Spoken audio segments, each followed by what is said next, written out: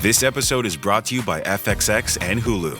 An all-new season of Futurama is back, blending heartfelt moments with razor-sharp humor while accidentally saving the day.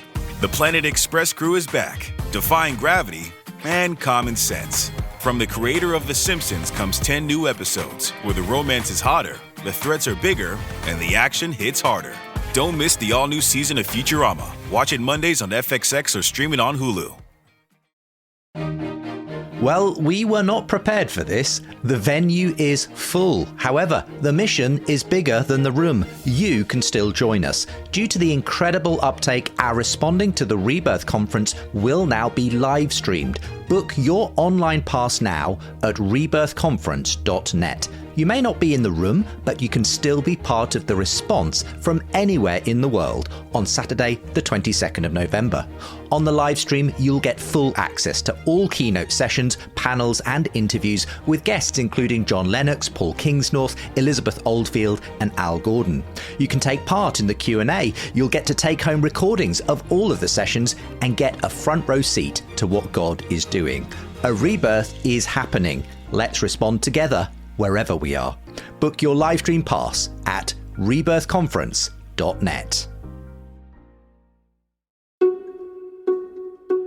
Are you seeing that kind of hunger and openness to Christianity because of the value it potentially offers? A heliocentric shout out to him. Asked him point blank, would you rather be an atheistic nihilist or a Christian? And he thought about it for a minute. He said,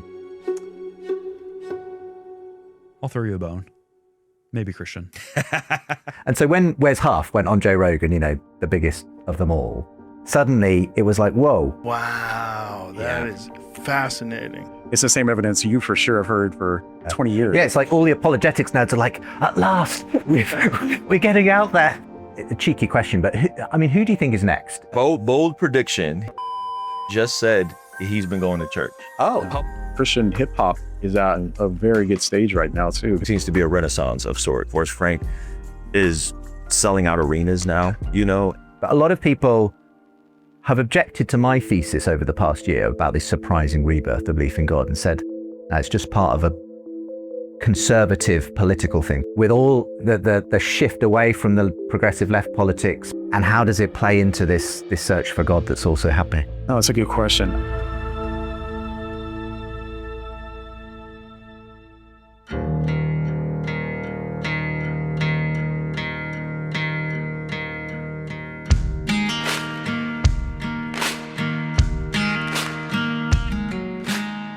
Hello and welcome to the Surprising Rebirth of Belief in God podcast with me, Justin Brierley. Today, a conversation with two YouTube evangelists making waves in online spaces. Jon McCray, aka WhaddoYouMeme, and Ruslan KD. They're both reaching a young Gen Z audience, engaging with online atheists like Alex O'Connor, and in my view, representative of a real vibe shift around the openness to Christianity in online circles. Also coming up today, a conversation with Street Hymns, taking the Christian message to the urban hip-hop community through rap battles. Before we jump in, a quick reminder that you are the person who helps me to make this show happen. When you become a monthly supporter, you get some lovely extras, access to new episodes 2 weeks early, and bonus content. Gold supporters get all of that, plus signed copies of my books and a monthly catch-up with me. But beyond those perks, supporting this show really helps me to make this podcast, and the links to do so are with today's show. Thank you so much. So let's jump in. We've been focusing on Gen Z recently with headlines about a quiet revival, awakening, even revival among Gen Z in the UK and beyond. Last week we heard from Gen Z women. Well, this week we turn to where Gen Z men and women are turning up online and in urban music spaces. When it comes to a surprising rebirth in those spaces, two of the biggest Christian influences, in my opinion, are YouTube content creators Ruslan KD and WhaddoYouMeme, aka Jon McCray. They joined me earlier this year at my podcast booth at the ARC conference in London. This was, by the way, before the publication of that quiet revival research that has made so many headlines. But as you'll hear, a lot of what they had to say does feed into it. So welcome to Season 2, Episode 21 of The Surprising Rebirth of Belief in God. the new Evangelists.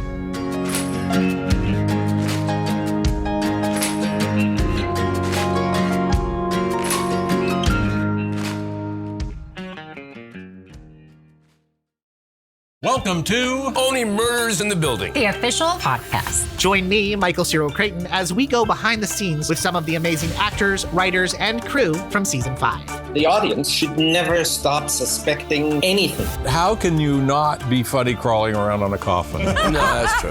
Catch Only Murders in the Building official podcast, now streaming wherever you get your podcasts. And watch Only Murders in the Building, streaming on Hulu and Hulu on Disney Plus for bundle subscribers. Terms apply. Ruslan, Jon McCray, thank you so much for joining me. I wanted to bring you guys both on together because I see you both as sort of having, quite overlapping ministries. You're both big in YouTube, often commenting on current contemporary cultural issues, reaching, I think, a lot of young people, Gen Z, young men especially. I know you've been at the same conferences and that kind of thing. What's been going on for you? Again, I'll start with you, Ruslan. Your channel's really been blowing up in the last couple of years. What's sort of drawing so many people to your Christian content in this moment? I think people are Jesus curious. And I think when you can engage them where they're at and things they care about, they're excited about that. And so we've been able to lean into things that people care about. And because we care about what people care about, they then engage in the content. So it's a simple strategy by talking about what's happening and what's going on and where's the culture. And I think that's why I'm seeing success. Similar for you, Jon? Yeah, I'd say similarly. I think for me, I've always had a passion of reaching culture with the gospel. And so I think just kind of trying to find bridges from culture and then being able to try to give them the gospel through the events and culture is what's a passion of mine. And so that's where I've always kind of been doing. And I think, I think people a lot of times don't understand how the Bible can really, you can see the gospel through everything, no matter what's going on in the world. And sometimes people have a hard time connecting the gospel to their practical kind of things that they see in the world. And so that's why I think it's important for us to show how Christ is a better alternative, even though he's objective, but alternative to the way that they respond to things in culture. Yeah, I mean, I've first started tracking the WhaddoYouMeme channel years and years ago. And in a sense, it began kind of as answering those atheist memes, I feel like, as I've sort of made the case in The Surprising Rebirth, that the new atheist thing has kind of waned. And what have you kind of, what's that meant for you in terms of your content and the kind of stuff that you're putting out there? Yeah, that's a good question. So like you said, when I started, I was responding to a lot of like atheist memes and stuff like that. But I always thought too of like how Dawkins describes memes, where they're these contagions in society and the thoughts that are going on in society. And so I always knew I'd always want to be responding to whatever's going on in culture and stuff too, But like you said, I think the new atheism has really died out. And I saw it coming. And the reason why I thought it was going to is because they don't offer anything, So when you're just attacking stuff, you're going to lose because you're not offering somebody something in place. And so it's just interesting to see how fast and hard that new atheist movement, even the online newer atheist movement too, they really died it down a lot too, because I think you have to give people something that, that's going to fulfill them. And I don't think that atheism ultimately can. And I feel like into that gap arguably stepped some people like Jordan Peterson. Yeah. He got a standing ovation when he appeared on stage this morning at the ARC conference. I mean, how much have you been engaging with his kind of stuff, Ruslan? Quite a bit. I mean, I think I've been watching his rise, which has been fascinating from studying him as a fellow YouTuber in terms of he had the viral moment, but he had been backlogging all his lectures, which was the perfect storm for him to go massive. And then he had a practical value proposition with his 12 Rules for Life book. Like all of that was really interestingly timed for me. I think he is someone that I've interacted with privately as well.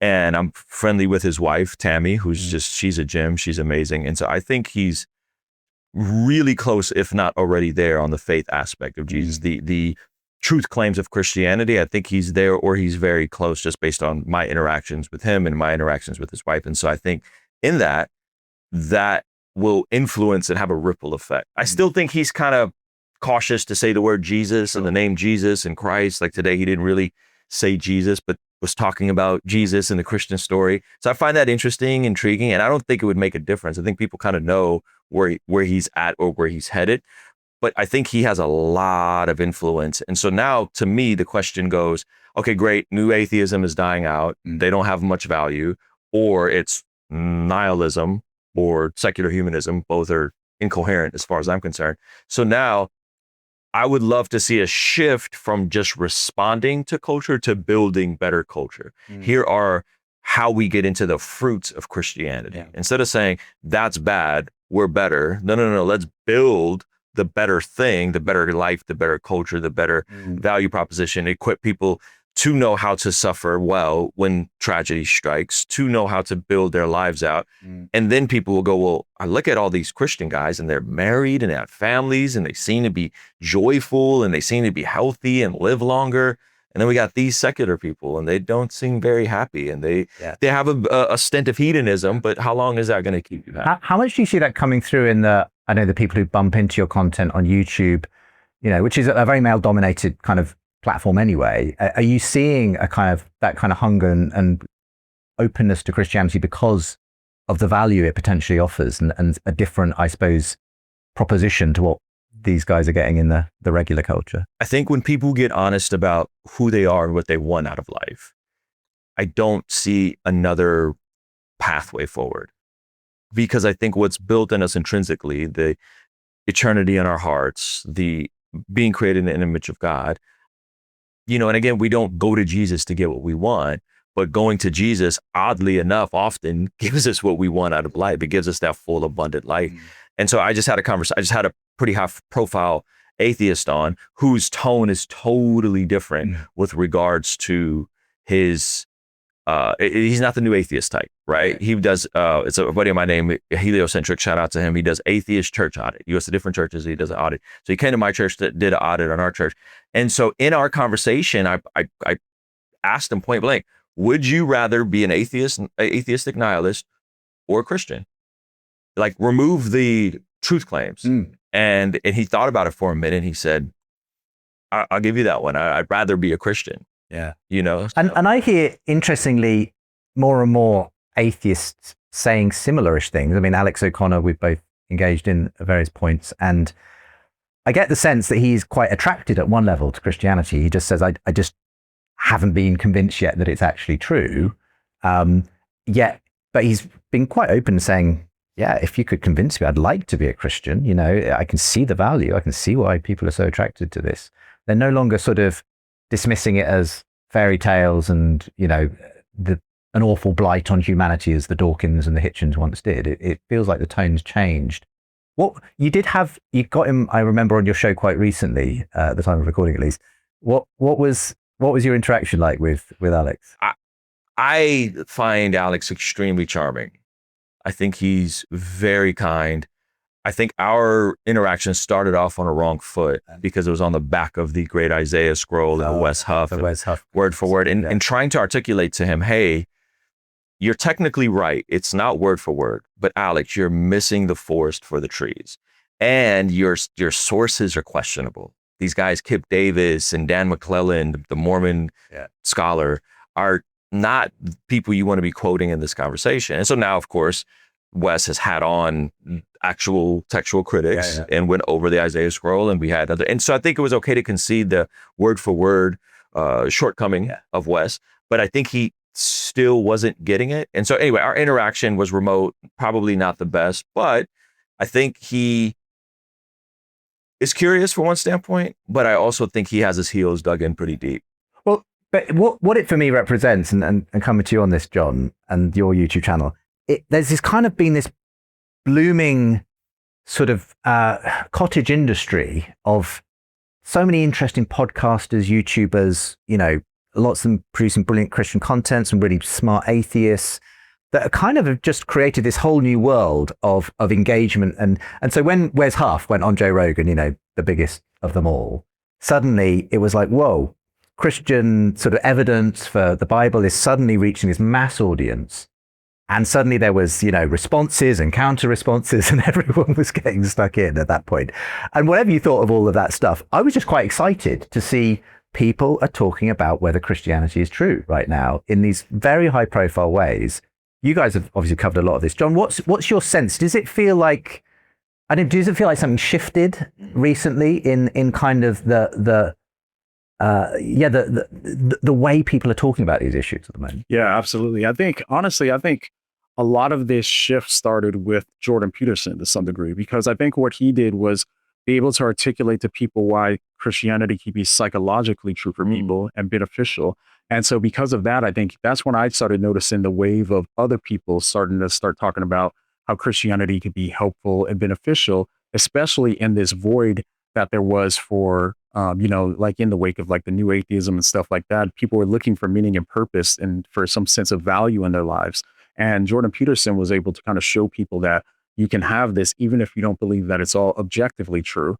And so with that, it created a bridge to allow people to say, okay, maybe this is beneficial. And then you started seeing like Joe Rogan, after talking with Jordan Peterson and stuff, his attitude started shifting. And then you just see more and more. And then Andrew Tate was being friendly towards religion, and all these different people were. And so it was no longer considered lame to consider Christianity in some sense. You see, as it became something where people were like, okay, this is actually valuable. And so I think that's where a lot of the big shifting started to happen, as far as I can tell, from there. And then what's interesting too about like the Wes Huff thing is, you know better than anybody, the evidence. We've been looking at evidence for Christianity for the last however many years, and he's hearing all of the different evidence and stuff. And now Wes, it seems like to me, is like, this whole situation with Billy Carson is one of the first times that we had people exposed to just straight apologetics, right? Like, so it's like level. Yeah, exactly. At a mainstream level, and so it's funny because you'll see all these people that are like, oh, can you believe this evidence? And it's the same evidence you for sure have heard for 20 years. Yeah, it's like all the apologetics nerds are like, at last, we're getting out there. Yeah, that's right. Yeah. So funny. But I kind of, it's gone hand in hand with exactly what you mentioned, this kind of interest in the evidence for Christianity as people have woken up to the value of Christianity. That's right. And you're seeing that come through in stories like, very high profile converts like Ayaan Hirsi Ali, Russell Brand, I know you've had a conversation with Russell Brand, Ruslan, and others. I guess a cheeky question, but who do you think is next? Like who might be the next? Is Joe Rogan bold prediction? Yeah. Joe Rogan just said he's been going to church. Publicly. I know I've known this privately. Okay. I've had people privately who attend the same church as him send me stuff, and then he just mentioned it in a clip, I think within the last week. Interesting. So I would not be shocked if Rogan did not have some sort of, I almost don't want it to be a public profession. I want it to be private, and let him work through it privately with the Jordan Petersons and the Wes Huffs and the people in his life, and then slowly start talking about it. Because I almost feel like if he comes out and plants this big flag, it's going to scandalize his own reputation in a way. But my prediction would be, I think Rogan. That's really interesting to hear. And like you, I feel like he's kind of been on a certain trajectory. He's been far more open to bringing Christians onto his show. He no longer seems to be imbibing the kind of the new atheist Kool-Aid and that kind of thing that he was a decade ago or so. I suppose there is that cautionary element, though. I know exactly what you mean, Ruslan. There's when suddenly a huge public celebrity embraces Christianity, they're suddenly in the spotlight, and it's so easy to fall off that pedestal, and every action is suddenly being judged. Russell Brand, whatever you think about, his background and some of the outstanding allegations, he's kind of been very out there with his faith, and some people are very encouraged by that, and others are a bit like, oh, well, just learn how to be a Christian before you start baptizing people, Russell, and that kind of thing. What's your thought on that, Jon, in terms of the dangers that maybe exist with these high profile conversions? Yeah, I think we should just try not to elevate people to a place where they're not. So it's like, we're all hoping for a lot of people's conversions and stuff, but I worry because you look at, I guess what my caution is a lot of the time, the way that a lot of these people have been talking about Christianity is more akin to like how Jordan Peterson talks about Christianity and stuff, where they're still missing the heart of the gospel. You see what I mean? And so it's like, we just want to be cautious too. It's like when they say Jesus, especially Peterson's work, and I don't know where he's at today, but with his work, how he talks about Jesus and God and stuff, he means something fundamentally different than what we all mean, you know, a lot of the time. And so we just have to be cautious there and make sure that they understand the gospel, you know what I mean, which is a big thing. But I think going back to your question, where to be cautious, I think we all everybody has a bad taste in their mouth from the Kanye West situation. I was going to mention Kanye because, yeah, I mean, at the time of recording, he'd just gone off on a completely wild tangent, very anti-Semitic, posting pornography on X. Okay, so this is a very different Kanye to the one we were being presented with about 3 years ago, right? Yeah.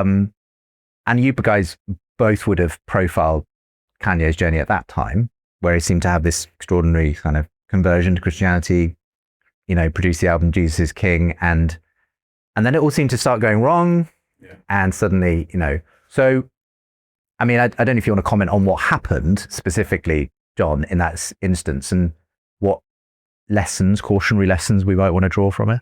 Yeah, no, that's a good question. And I mean, only Kanye knows the full story, you know what I mean? But what it appears from the outside, at least as far as I can tell, is that, I mean, he said that he started asking Jesus for stuff and he wasn't getting it. And this was right around the time too, where he lost his family. His wife still wanted a divorce, and, you know, and that was a big thing for him, I think. And so I think he saw it as in a sense of failed prayers.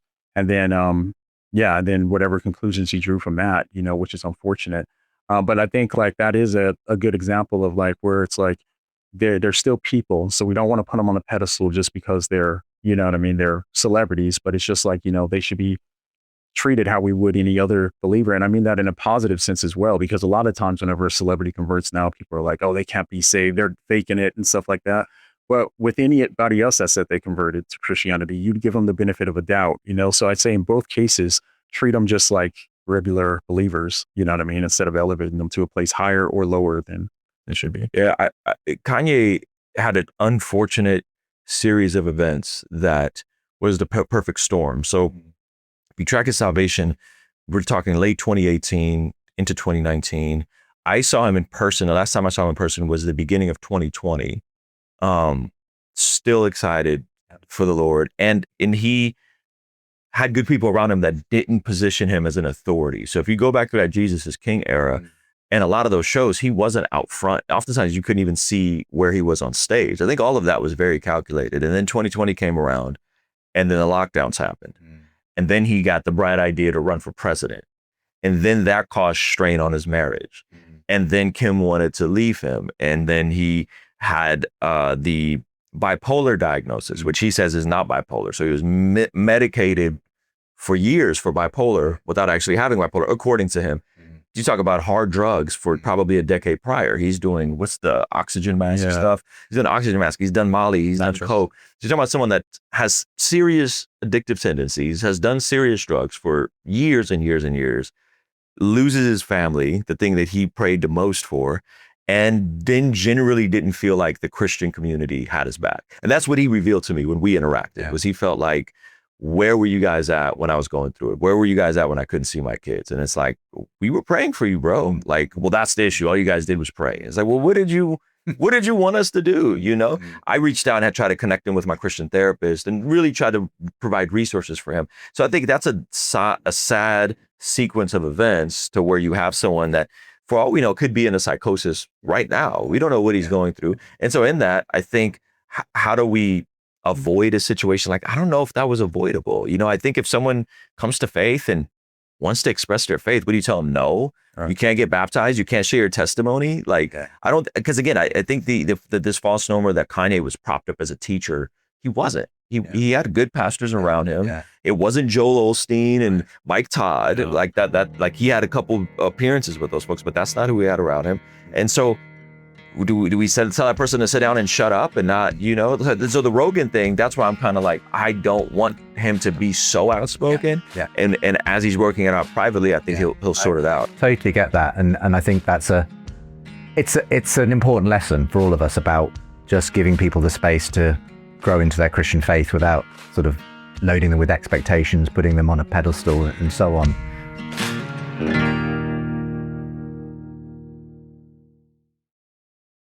Hi friends, I recently received this review of the podcast from Laszlo, who wrote, "What a great collection of interviews this is. Great job."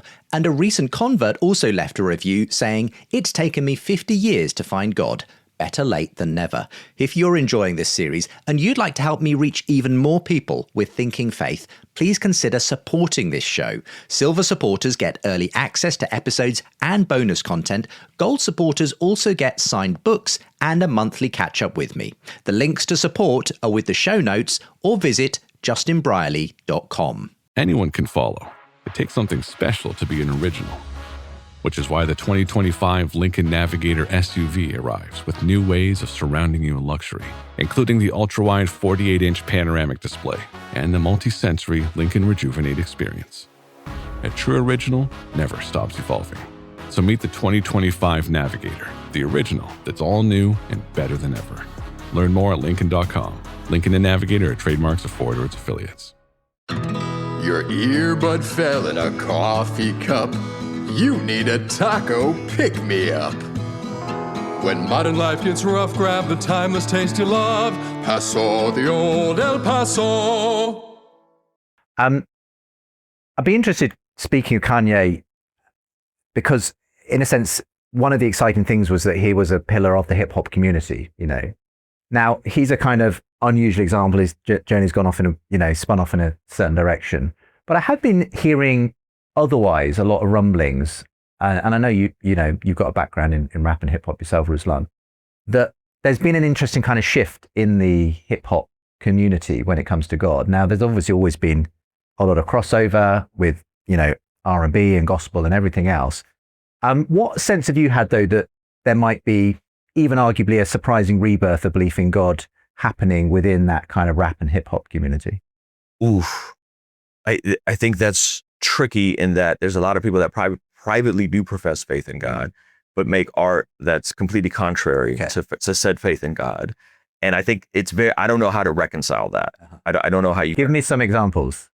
People who privately profess to be Christian? Well, if you're willing to say, I mean, without naming names necessarily, if it's a kind of, it is a genuine private thing, but people who have a personal Christian faith, but whose output might look kind of a bit different. I think the obvious one that has been flirting with Christianity for over a decade that I've interacted with, again, personally, was Kendrick Lamar. Like, Kendrick Lamar has been talking about Jesus' debut album opens with the Sinner's Prayer, right? Which you can get into a theological thing on the Sinner's Prayer, but he's been very open about it. That's evolved and ebbed and flowed. And lately he's in this new age, new thought thing. But even on his last his last album, he's referencing God and Jesus. I think there's references to Jesus on GNX. I'm not quite sure. So I think he's been someone that has been flirted. There's been, him showing up to Christian marriage conferences with his wife, trying to sort out his relationship in Southern California. So there's been all sorts of things around him. That's he's arguably the biggest rapper in the world right now. He did the Super Bowl. He just did the Super Bowl. Yeah. So I think that's one that comes to mind. But then again, this content is so incongruent with a Christian worldview, unfortunately, that I'm hoping that changes. Yeah. Right? That's the most obvious. I mean, I don't know if you're familiar with him on your side of the pond, but one of the biggest stars of hip hop on this side is Stormzy. And Stormzy, had probably the biggest, most obviously Christian song breakthrough a few years ago with Blinded by Your Grace. But the rest of the album, Gang Signs, it's like, it's full of, swearing and all this kind of gang imagery and everything else. So it's really hard to reconcile the kind of the Christian Stormzy that's obviously there with the content. And I don't know, do we just sort of say, hey, it is what it is? I don't know. What's your thoughts, John? Well, it's interesting you say that too, because I noticed on Nicki Minaj's recent album, she has a song on her album that's like a worship song, basically, which I thought was really interesting. Because I always see stuff like this, and it's weird to me too, because I'm always trying to reconcile it in my head, like what's kind of going on, when you have something that's like, a worship song, but then the rest of the CD is like, glorifying everything besides God, So who was it? She who did the WAP song? Was that? Not Nicki Minaj. No. Cardi. Oh, that's Cardi B. Cardi B. Sorry, getting my rappers confused. I'm not an expert on the rappers. You'll pick that up pretty quickly. But but nonetheless, pretty explicit content and that kind of thing in Nicki Minaj's general repertoire, and then suddenly this worship song. Yeah, which is interesting. But also at the same time too is and Ruslan will tell you too, is like Christian hip hop is at a very good stage right now too, because there's a lot of really good and a lot of new Christian rappers and stuff too that are actually really good now too, because back in the day it was just harder to find like good quality Christian music the same way it is for movies and everything else. Like, so Christian entertainment is, I feel like, getting a lot better. And so it's at a really good point in history right now too. And you even have like Kendrick Lamar mentioned and Lecrae in his recent record and stuff like that, and so it's I think it's a cool time for Christian artists and influencers right now. It definitely seems to be a renaissance of sorts regarding the Christian art, where you have people who have been Christian privately but are mainstream. So artists like Jake, who has a massive song called Golden Hour, he comes out, does a song with Forrest Frank. Forrest Frank is selling out arenas now, and you have guys like Indie Tribe and John Keith and No Big Deal. There's a lot of really good Christian hip hop music that is starting to permeate and be so big and so good that it's crossing over and it's going mainstream. I mean, it's not necessarily the first time. And if you go back to, I don't know, the 1970s, you had things like Bob Dylan becoming a Christian, and he produced his Christian albums. But then, it was like, there was this question, did he kind of then fall off the wagon? And, same thing with Van Morrison and his Christian conversion. I mean, do you feel like there's this overlap that we're starting to see between these, this very well produced, quality Christian music, hip hop and so on, kind of starting to kind of cross over with some of these secular stars of the hip hop thing? Is there any danger of it kind of diluting the Christian element, people selling out? I don't know. I think the opposite, actually. I think when people see that there's something here, that there's a core here, that there's people here that care about great art that is also reflective of a biblical worldview through and through, not just a Christian song, as you pointed out, but like actual Christian art that's coherent and congruent, people go, oh, maybe I don't have to do this raunchy stuff and create these personas, especially in hip hop. There's a lot of personas. There's people that create characters and avatars, and in their mind, I'm playing a movie character. This isn't really who I am. Drake is not Graham, Aubrey. They're not the same person, right? And so you have two different people, and one is a persona and one is the real him. And then art imitates life, and life imitates art, and it just gets messy. So what I think is going to happen is this next generation, they're looking and they're going, I've been going to church, but 15 years ago, you'd have to suppress that part of you and not talk about that and then create this false persona. And to be successful, I don't think that's the case anymore. That's really interesting. And I don't know if you get this sense, but there's been a lot of research coming out recently about Gen Z in particular. And we know that Gen Z are all about authenticity, and they can kind of smell anything that's not authentic or overproduced or whatever from a mile away. They love the fun and silliness and the kind of directness of TikTok and everything else. And I think it's interesting to me that they're also apparently the most open generation spiritually, half as likely in this country to be atheist compared to their parents and grandparents. Lots of stories coming through of young Gen Z people, especially young men, coming back to church in the US. For the first time, Gen Z men are overtaking Gen Z women in terms of church attendance and so on. What's going on, in your view, with this kind of vibe shift that seems to be happening? Because I feel like a lot of these people are probably also watching your content as well. Well, I mean, I think it goes back to a little bit what we talked about earlier. I think that people are looking, humans need meaning and purpose, you know what I mean? And they don't do well without meaning and purpose and a sense of self-worth and value. And I think that they've seen it, especially from millennial parents and stuff like that too, where millennials tend to be like, okay, follow your feelings and do what makes you happy and stuff. And they see how their parents' lives have turned out and all the issues in their parents' lives. And so they want something a little bit more concrete, which I think is also why you see this kind of renaissance towards these kind of older churches like the Orthodoxy or the Catholic Church, because it represents a sense of stability in a chaotic world, And so I think that a lot of it is that response to just millennials being so following our feelings and stuff so much, where the world has just become unstable, you know what I mean? And so I think that that's one of the big aspects for it too. But yeah, I think also at the same time too, they're young enough too to be in this digital age, where they've grown up completely in a digital age with internet and all that too. And so they have access to all of these different things. And so because of that too, they're more open-minded, where it's not just like, they're just limited to just one thing. And so that there's pros and cons to that, of course, but I think that that's one of the other elements that plays a role in it as well. But what do you think happened in Gen Z circles? Yeah, I think he nailed it. I think we're seeing the death of secularism. It doesn't work. It hasn't worked. It hasn't produced the society it promised to produce, and access to information. Yeah. Now you can sit, hear the best of both sides and go, oh, what makes sense?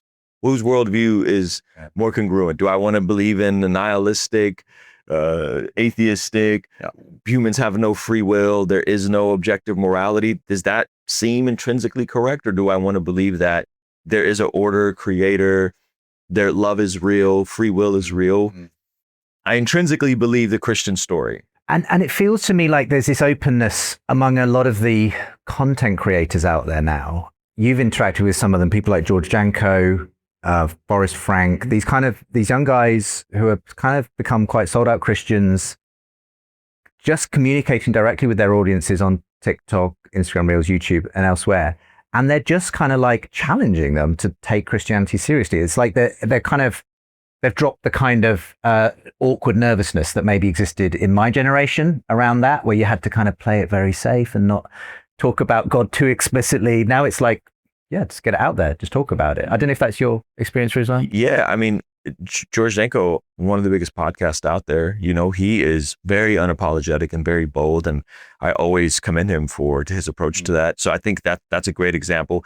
Yeah, it's not taboo anymore. We can wear it and be unapologetic about it. And it's not shameful. And it just makes more sense. It seems like a more coherent paradigm to live your life by. And I think people are hearing both sides and going, that makes more sense. It's like the evil and the darkness was so prevalent that now we can see the light. We could see what's true, and that's exciting. I get the sense as well that a lot of these influencers, and I would include you guys on this, are just helping a lot of, especially these young guys, to kind of start to make sense of a world that's kind of let them down. Secular liberalism, for all its promises, has kind of delivered this confusion and distraction and sort of pornography addiction and everything else. And now they're suddenly thinking, okay, where can I find some stability and make something of my life? You have some amazing, resources and the Bless God stuff that you do, Ruslan. Does it give you a bit of hope that actually, and where does this translate, I suppose, from people watching your content and other people's content on YouTube to kind of stepping into the Christian story, and the harder thing of probably actually stepping into a church and a community, not just it being all mediated by screen? That's the win for me. The win for me is they see a pastor on my channel. We figure out a way to make it interesting, so they click into it. Instead of saying interviewing Pastor Tommy, we package it in a way like, what's the most interesting aspect of this story? What are you willing to speak into? We package it in a way they discover a pastor, and then they go, hey, I discovered Pastor Chris Brown from North Coast Church, and I plugged in and I've been going and I got baptized and I'm in a small group. That's the win. The win is not 1 million views on a video. The win is the hundreds, if not thousands, of people who said, I discovered this church and now I'm going and I'm plugged in and I love it.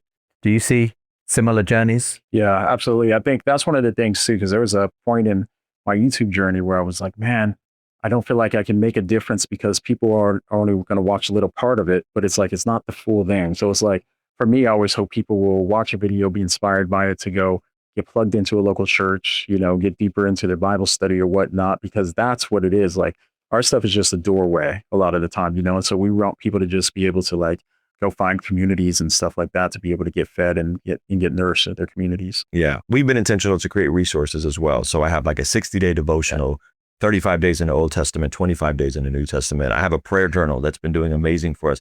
And it's not anything groundbreaking. It's just the same prompts I've always used for my prayer journal. We give away the PDF for free.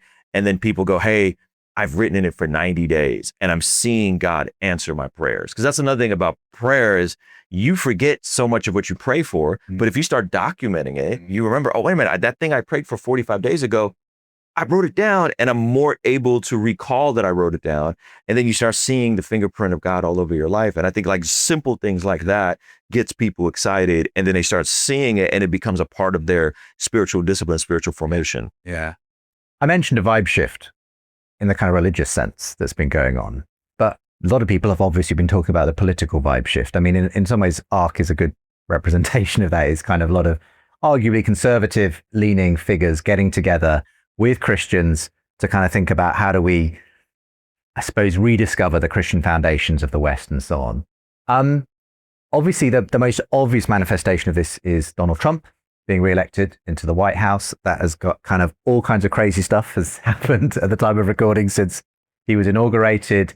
Over here in the UK, a lot of people are like going, whoa, what's going on? Okay. I just want to get your guys' perspective on this. I'm not wanting to turn this into political discussion per se, but a lot of people have objected to my thesis over the past year about this surprising rebirth of belief in God and said, no, it's just part of a conservative political thing. People want the stability of religion, but essentially for a political purpose. You know, this was the argument around Ayaan Hirsi Ali's conversion initially. What's, I don't know, this is a big question, but what's going on that more political, cultural side, Jon, with all the shift away from the progressive left politics back to a more right-wing conservative thing? And how does it play into this search for God that's also happening? No, it's a good question. The way it appears to me is it's kind of like that with because the left went so far left, a lot of them did, that there's a reaction and people wanted the stability and stuff of the right conservative side, right? And because the right and conservative, tended to historically had a lot of grounding in the Christian faith and has that as a backbone for a lot of the positions, it opened up a lot of people to Christianity, which is really good. But like, I guess one of the concerns that I personally have is that a lot of the conservatives now are swinging so far right where they're going further past, they're overcorrecting a lot. And so now it's like we've lost, there's a lot of problems there. But one of the problems is they no longer talk with anybody from the other side because they're all demonized, and so it's like impossible to evangelize the people if you're not going to talk to them and stuff like that. But two, a lot of now the type of Christianity that's often talked about on the conservative side is kind of like a Christless Christianity somewhat. It doesn't have much to do with like the gospel message. And it's usually about like, and I made a video talking about this too. It's just very kind of tribal, and therefore a lot of contrarian thought figures. And the issue I see with that is it's like what we talked about earlier with the atheists. If they don't stand for anything, if the only thing that unifies the conservative party now is just being against the woke people, and against woke ideas, then you don't have anything. All you're doing, and eventually that's going to just crumble as well because there's nothing there. So I think it's important for Christians that are on the right to be able to still stand firm in their Christian principles and with the gospel message, make sure that that's still something that is important and foundational to that side.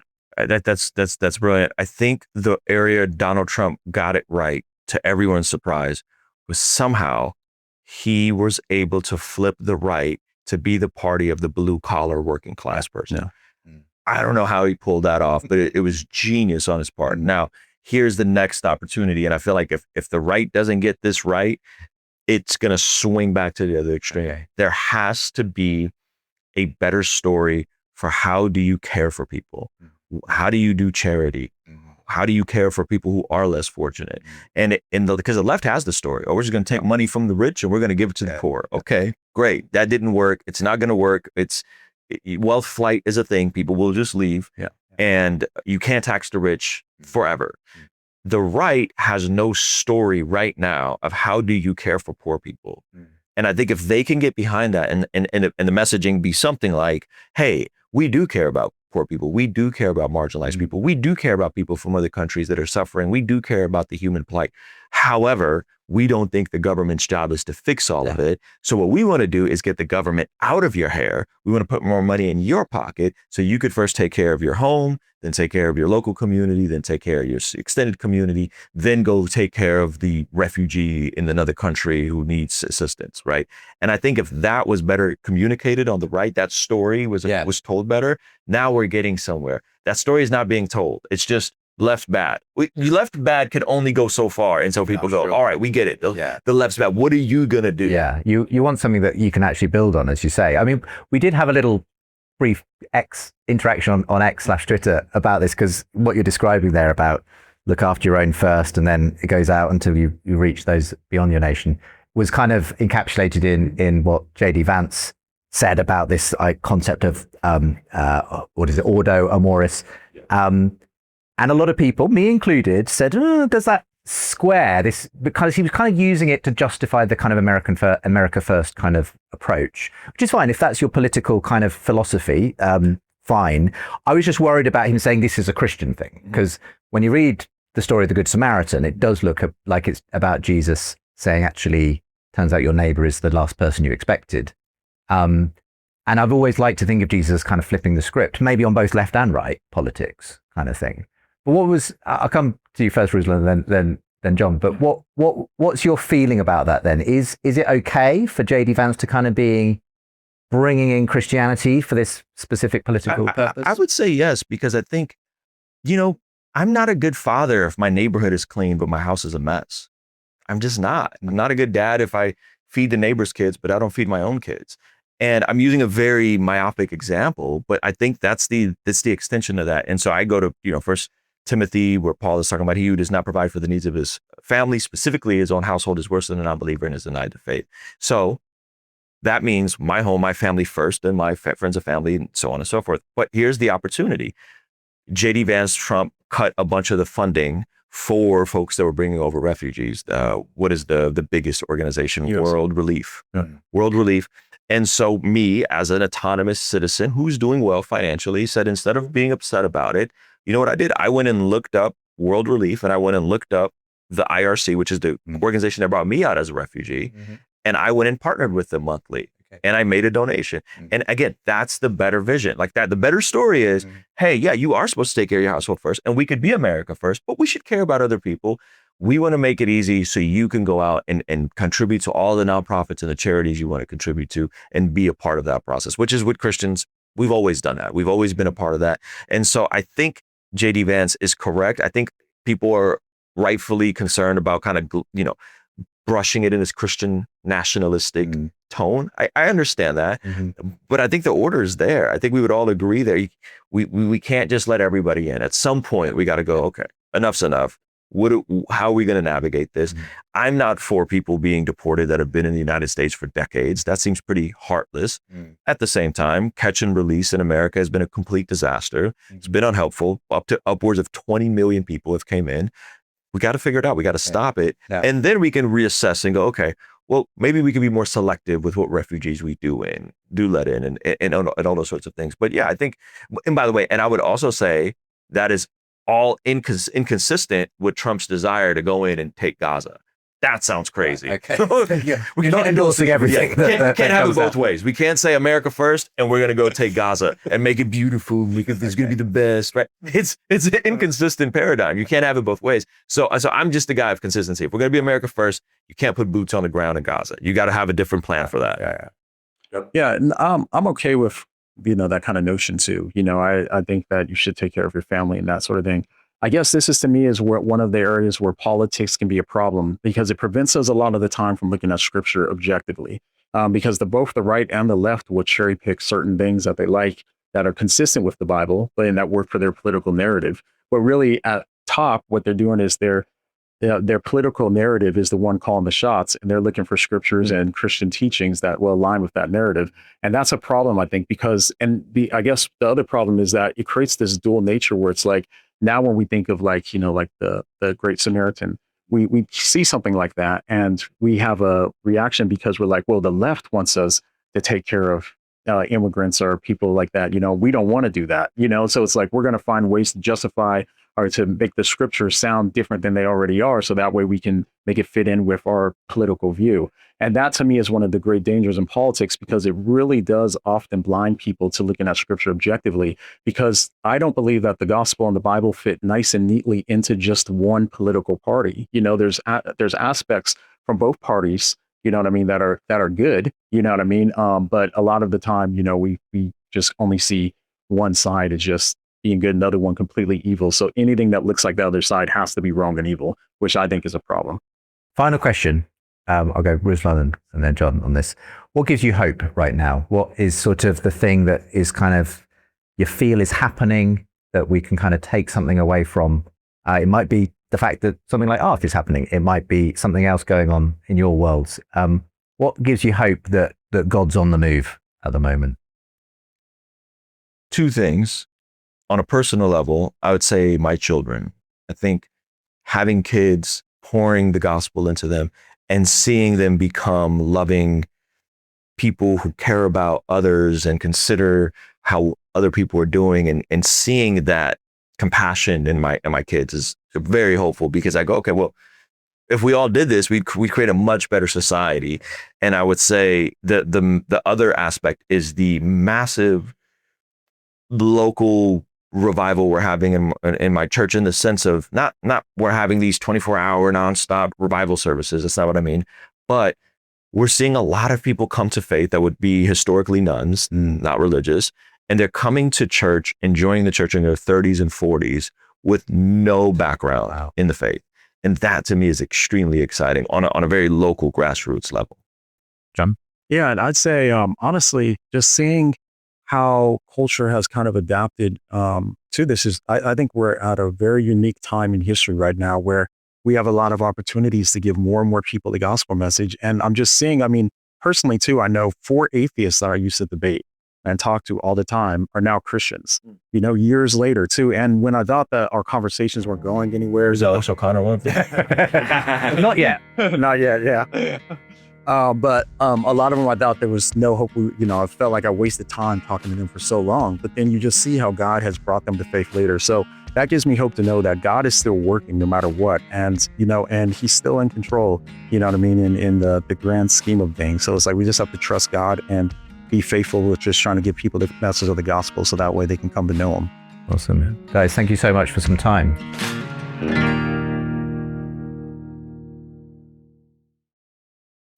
It's back to school season, and Clorox is donating 2 million disinfecting wipes to classrooms across America. Because back to school means things can get a little bit messy. Just ask second grade teacher Mr. Torres. Put me and just one Clorox wipe on a team? We can take on crayon smudges, sticky fingerprints on every surface, sneezes on the door handle, juice box explosion by the sink, snack crumbs, and don't even get me started on the bathroom passes. Clorox disinfecting wipes, teacher's #1 wipe. Think about it. Bathroom passes. Clean feels good. Based on unit sales data. What if an appliance emergency didn't have to be? If your appliances suddenly decided they were done, don't stress. Best Buy has you covered with a wide variety of major appliances from trusted brands, in stock and available now. So you don't have to worry about laundry piling up, refilling the fridge, or that big dinner party you're hosting. Because Best Buy has the knowledge and expertise to get you the right appliance for your home. Learn more at bestbuy.com. Best Buy. Imagine that. Smart Water Alkaline with antioxidant. Whoa, that's refreshing. And a 9.5 plus pH for every way you move. I did take a Spain class today. Restoring like a pro. Smart Water Alkaline with antioxidant. For those with a taste for taste. Grab yours today. Thanks again to Ruslan and Jon McCray for joining me for that wide-ranging conversation. You can find links to their channels from today's show. We touched on the rebirth in hip-hop circles. Well, someone with a front seat to that is my final guest today, Mitchell West, aka Street Hymns, whose career includes battle rapping. You'll find out what that is in a moment. And there's a story behind this interview, by the way. This was one of those spontaneous conversations you sometimes get to capture. A little while ago, I was invited to host the live stream of Prom Praise at the Royal Albert Hall in London. Along with the All Souls Orchestra, one of the artists performing a spoken word piece was Street Hymns, and we happened to end up sharing a dressing room. So I thought, well, I'd love to find out more about you. I whipped out my recorder, and so this took place in a dressing room in the bowels of the iconic Royal Albert Hall as rehearsals were taking place for Prom Praise. I really enjoyed it, and I hope you do too. So I'm here with Mitchell West, who, aka Street Hymns. Yes, indeed. Recording here at the Royal Albert Hall. Is this your normal kind of venue where you're delivering your street hymns? And Not at all. Not at all. The venues I do spoken word at can vary, but where I do like a lot of my apologetic work in battles, we could be in a club, we could be on the streets. It just depends on where. But this is a little bit more formal. A bit different, yeah. Well, I not that I hang out in these kind of spaces very much either, but so tell me, Street Hymns, what is it you do? What's kind of, what's the style of music? What are you trying to do when you are performing or engaging in these rap battles? Yeah, so when it comes to battle rap, It was something that I grew up watching. My first encounter with it was the movie 8 Mile. And then my father would let me watch battles with him. We really, really love hip hop. I grew up in Christian hip hop, but battle rap, which is something that was intense. It was quick off the feet thinking, and it was challenging, you know? And so being a Christian, I didn't know what it looked like for a believer to step in there. But for some reason, before I even thought about being a battle rapper, before I actually entered into battle rap, I wanted it to be a battle rapper, even though I didn't know what it looks like. And so when I actually saw somebody who did it, his name is The Saga, I was like, wow, Christians can battle rap. And so that's when I finally stepped into it, and then it kind of made a career out of it. Yeah. So is it a bit like, you know, with 8 Mile and Eminem, you know, he kind of stumbled his way through it. He kind of had moments when it went really badly, moments when it went really well. Oh yeah. I guess it's all of that. How much do you kind of prepare in advance? How much is it just in the moment? Good. Yeah, a lot of it is prepared in advance, because typically you're gonna know who your opponent is beforehand. So you want to prepare and study them, learn them. The quickest I'll do, sometimes I'll write the night before, or prepare the night before, or prepare a few days beforehand. But if it's a more debate fueled battle, so for example, I battled somebody who was like from the African spirituality community, and I studied maybe 80 hours and did like 80 hours of research. My second round was dedicated to disproving historically that Christianity is not the white man's religion. And so within every bar I spit, I posted a link that had a cited source per bar that led to a scholarly article that I read, or a book that I read. So basically I made like an essay format of the battle that people could actually go back and review. It's like rapping with footnotes, basically. Yeah, it took a while. Yeah, it took a while. Finding the sources wasn't so much hard as it was like being ADHD, putting it all in order. I was like, oh my gosh, this is boring. Like, gosh, I feel like I'm in school again. But yeah, so I graduated with a bachelor's in theology, and so I had my fair share of preparing that.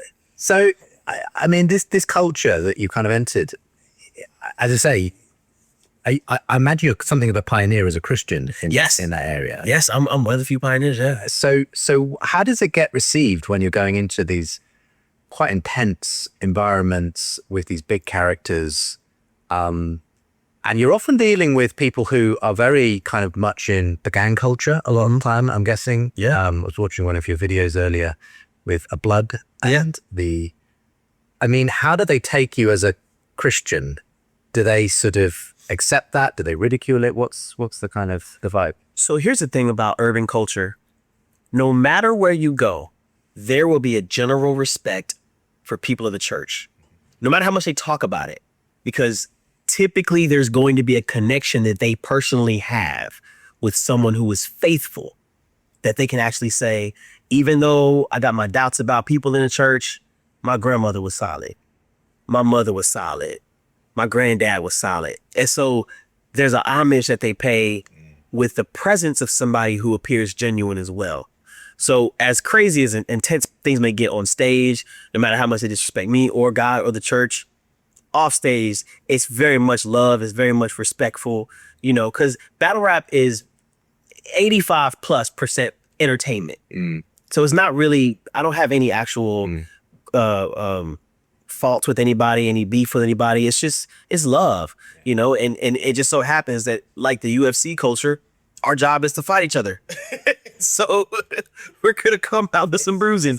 It's a really interesting mission field. Yeah. Because I can imagine a lot of Christians being a little bit wary and saying, look, this is, it's probably a lot of bad language involved. Oh, there's kind of, is this wholesome? Is this what we should be getting involved with? And what's your response to people who are maybe just got their concerns about the whole culture that you're effectively going into there? The hospitals for the sick, you know, and it's interesting. My friend Grant Skeldon, he's a evangelist out of Nashville now, from Dallas, and he went to one of my first battles. And his response was, man, it's so great to see a Christian who's a friend with sinners. And I was like, why is that a surprise? He's like, a lot of my Christian friends don't have friends that are not Christian. And that really shook me.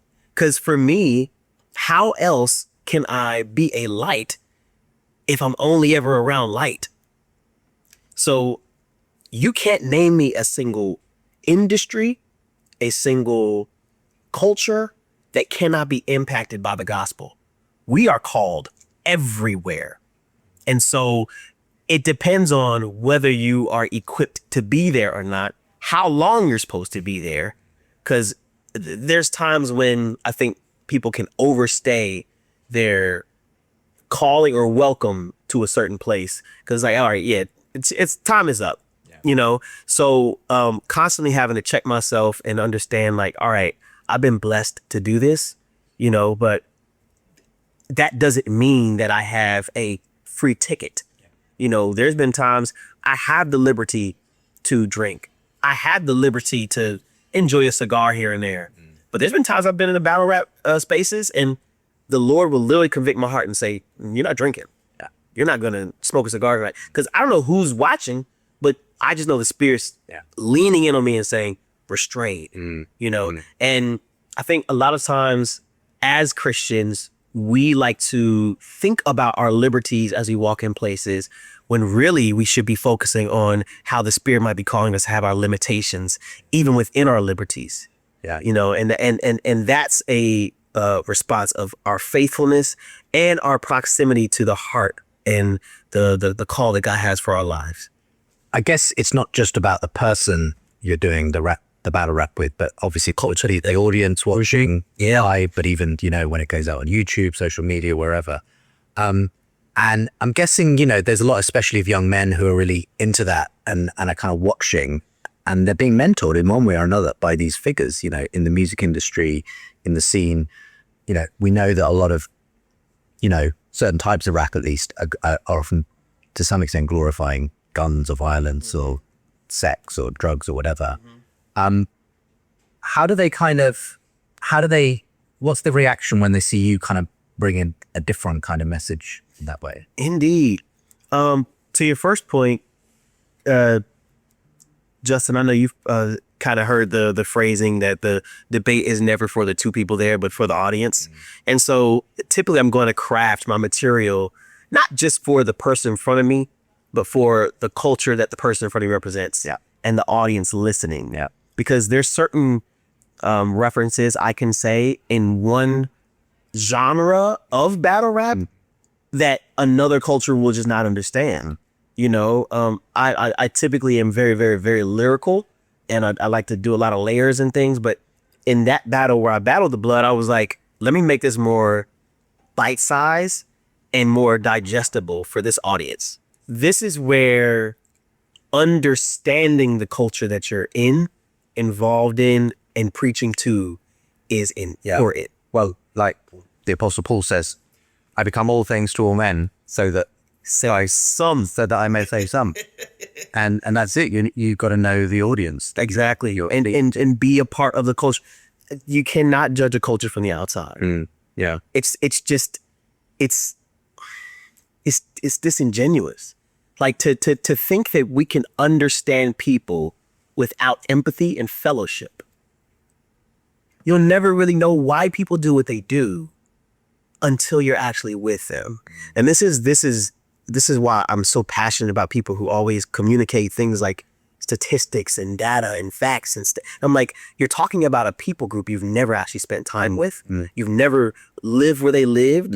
You've never had a meal with them, but you have everything to say about them. Yeah. Let's cut that out. So being in battle rap and being involved with, having friends, you know, sharing meals, you know, it's something where as you do that as well, there's now a general respect you have with your presence on stage that they're like, oh yeah, this isn't just somebody I'm battling. This is also a friend, you know? So, what happens as you kind of go into those situations? What are some of the stories you've seen where people have responded? I mean, have you seen people even, coming to faith through Absolutely. Yeah. Yeah. So one of my friends, so I remember going to my very first battle. I was battling a guy named Sparrow, and it was a local league, very, very small venue. And I went there. The first thing I see is this big dude named Leo the Lion at the time, and he was smoking a Black and Mild. And he was like, "What's up, man?" I was like, "What's up?" He's like, he told me his name. "What's up? I'm Leo. About to battle tonight." I was like, "Yeah, my name is Street Hymns." He was like, "Street Hymns?" I said, "Are you one of those Christian rappers?" And I was like, yeah, absolutely. That's what I'm a Christian rapper, man. I'm just a Christian battler tonight. And he started laughing. He was like, "Yeah, I used to be on that Christian stuff, but not no more." He didn't say it like that. It had a little bit more vulgarities to it, but I'm filtering it for something. But all in all, through me doing battle rap, through me being consistent in the culture, and through me having genuine friendships, I remember one day, Leo messaged me on Snapchat and said, "I just want to let you know that after watching you and being around you these past few years, I'm now back involved in my church. Wow. I work with the youth, and you've inspired me to be back in the choir, sing, and serve the Lord again." Wow. It's amazing. And crazy thing is, within a year's time from that message, he ended up passing away in his sleep. And I went to the funeral, and then seeing how his church spoke about him was even more impactful, because they relayed to him as a prodigal son. Because for a while he left and then he came back. And so to know that I got to be involved in whatever role I played as a sower. I say a phrase, sometimes you have the luxury as a sower to see the harvest. Typically you're always on the go, and you really don't get to enjoy the fruits of your labor. But to know I got to enjoy that was amazing, and it really took being involved and being light, but being light the way that God has called us to be. And the way that I see a lot of believers, especially within the apologetic world, attempt to be light is through the form of exposure, which is, let me put my flashlight on your sin so that you'll change, or so that you'll feel the shame, or so that you'll finally get it. Let me make sure and it's like, as light, all you have to do is show up. I've never had to call out any other people in battle rap on the phone calls I'm having with them, and then have to tell them not to curse. They'll curse on the phone and be like, "My bad, bro." I said, "I didn't say nothing to you." He's like, "Man, I just feel like I'm talking to my grandma with you, man. It's just weird, man. And so the light itself does the exposing. You just gotta show up. And so I think it's just the ability and call to just show up and be a light. And light itself is warm. Yeah. And so I think if we're doing it how God has designed us, especially within such a powerful ministry like apologetics and debating culture, like, Paul was a apologetic. Jesus did so in the synagogues, so it's important how we go about it, Well, you're doing what Paul did at Mars Hill in Athens, is kind of take, and interestingly, in the way that he himself quotes their poets back to them, that's exactly what you do. Taking what they're already doing, and you're saying, as you said, as your own poets have said, and like Paul said, God's not as far from you as you think. Amen.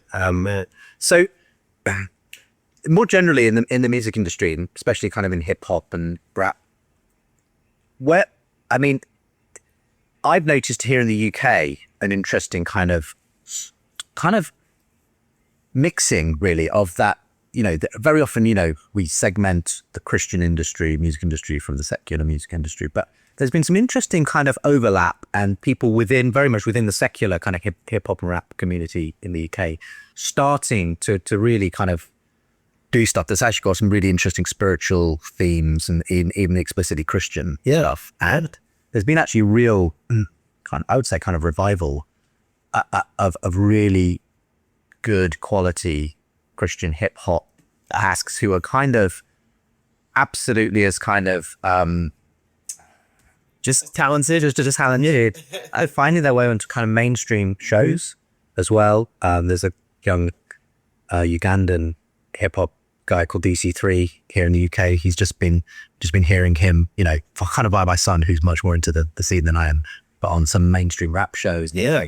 So is there anything of that kind going on in the US? Are you seeing any kind of which the mainstream secular and Christian are kind of overlapping and influencing each other? The Lecrae, No Big Deal, John Keith, the whole indie tribe, Caleb Gordon, Paris Cariz, I believe, and Mike Teasy. A lot of these Christian hip hop artists were just on one of the biggest hip hop festivals, which is Rolling Loud, you know, and just to be featured at a Rolling Loud concert was a really big deal.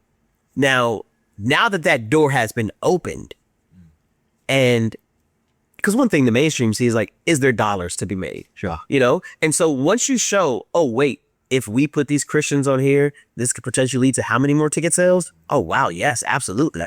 They see the exposure. They see the people supporting it on social media.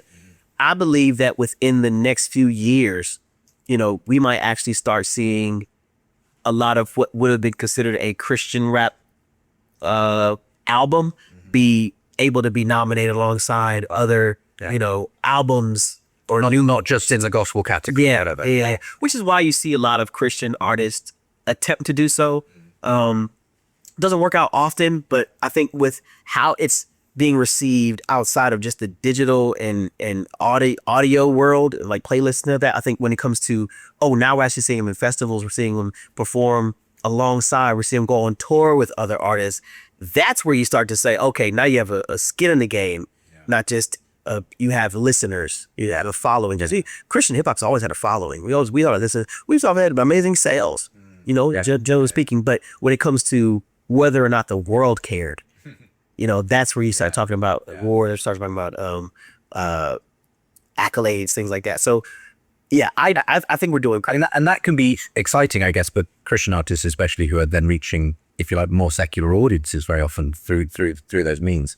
But I guess it comes with all those challenges of, you know, is there, what are some of the lines you have to draw? Whether there's compromise, obviously, whether you're going to shape the music industry or it's going to shape you. Yeah, and that's why I tell people all the time, as somebody who has had their fair share within not just the music industry, but in the different industries, if Christian hip hop is a business, let that be the business, but then don't go call this the ministry, okay? You know, because it can be a great business, but don't let that be the time where you practice discipleship when you're actually not discipling in your local church or at home. Don't let that be the time. Oh, this is where I preach. When I rap on stage.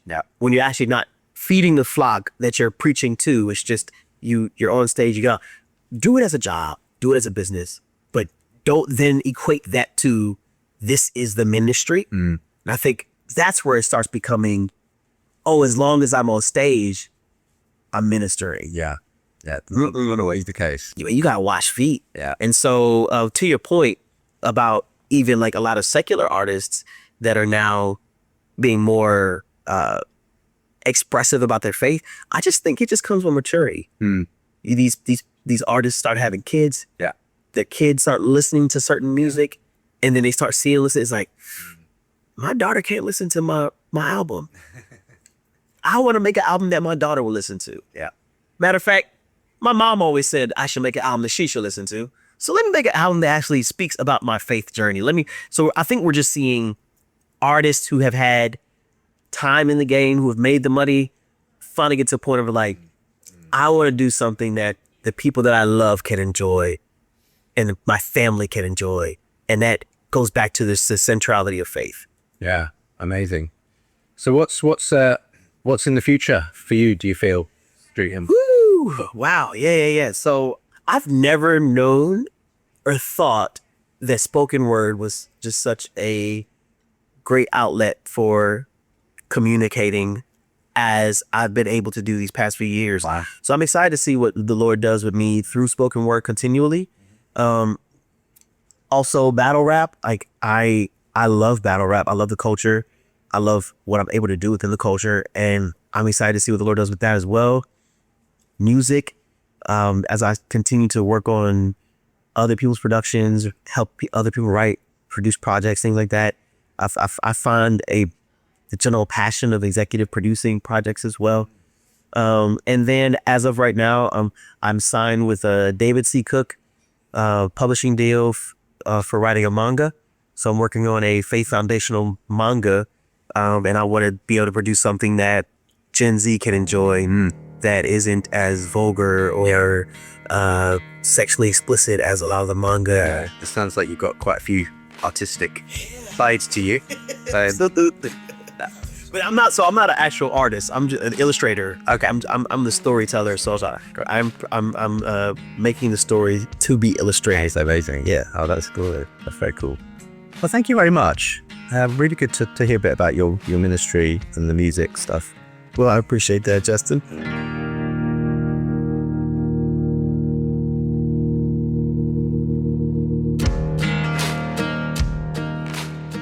Well, thanks again to Street Hymns for that impromptu conversation. Again, links to his music and website with today's show.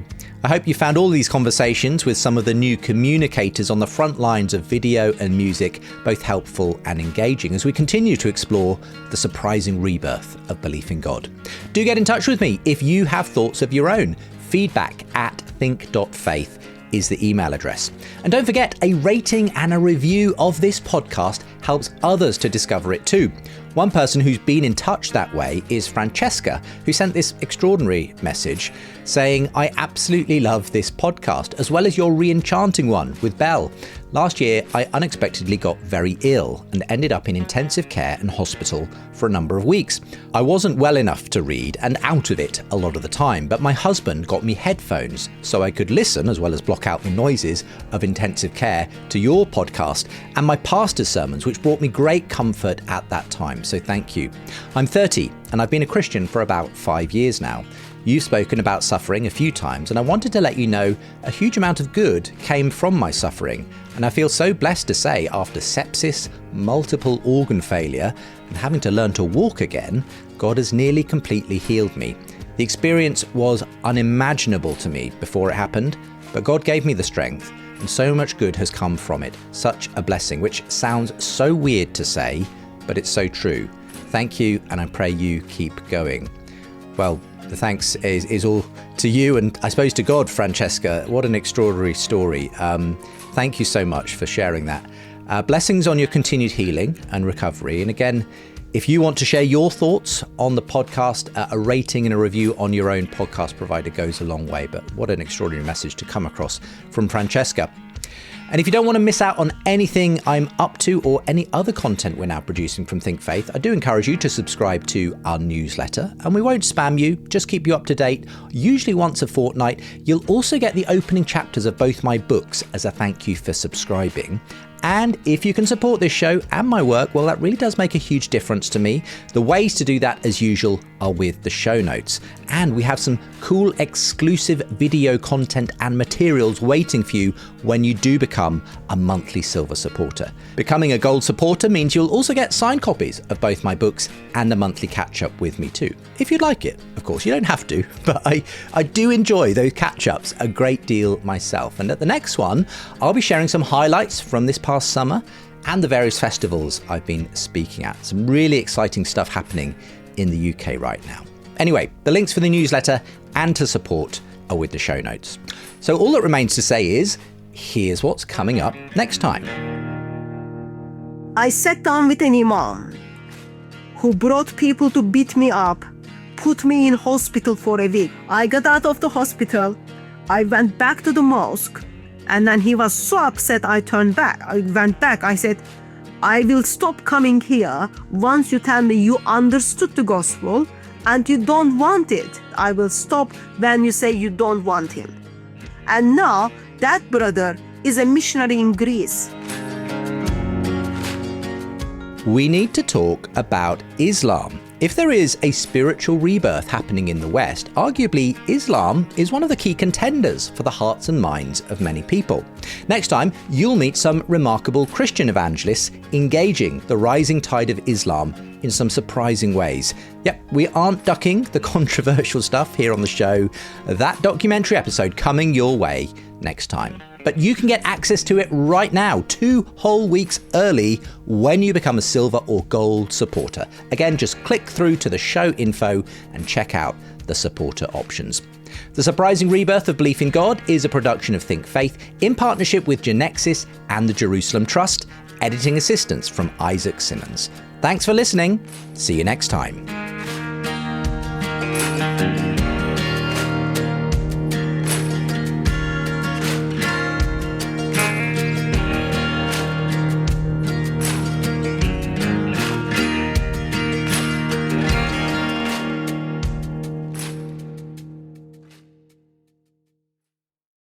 This episode is brought to you by KPMG. Making an impact is how KPMG helps make the difference. KPMG applies advanced tools and strategic thinking to convert data into actionable knowledge and deliver value by improving performance through transformation, modernizing processes with technology, harnessing the power of data, navigating complex M&A transactions, and enhancing trust among stakeholders. Go to kpmg.us/advisory to learn more. KPMG. Make the difference.